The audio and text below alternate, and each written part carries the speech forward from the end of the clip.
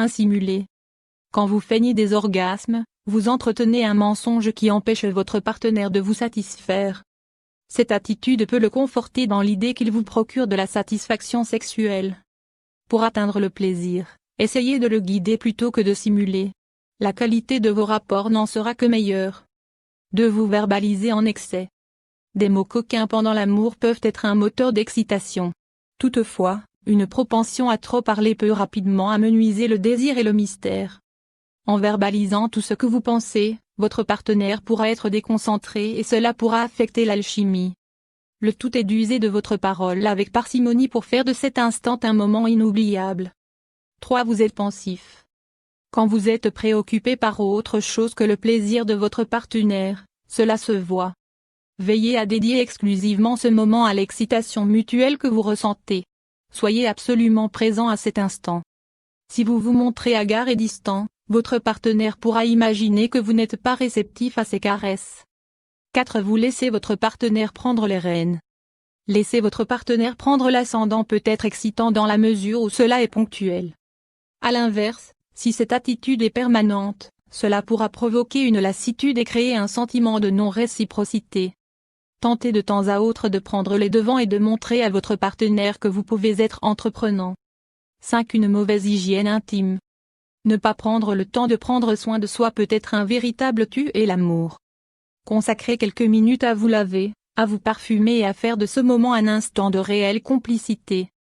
En faisant l'impasse sur ce geste indispensable, vous pouvez anéantir le désir que votre partenaire a pour vous. 6. Vous n'êtes pas spontané. Vos rapports sexuels peuvent devenir routiniers et à terme, cela peut vite lasser votre partenaire.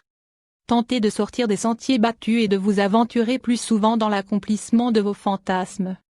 Cette attitude augmentera le désir et vous poussera à exprimer plus facilement vos attentes.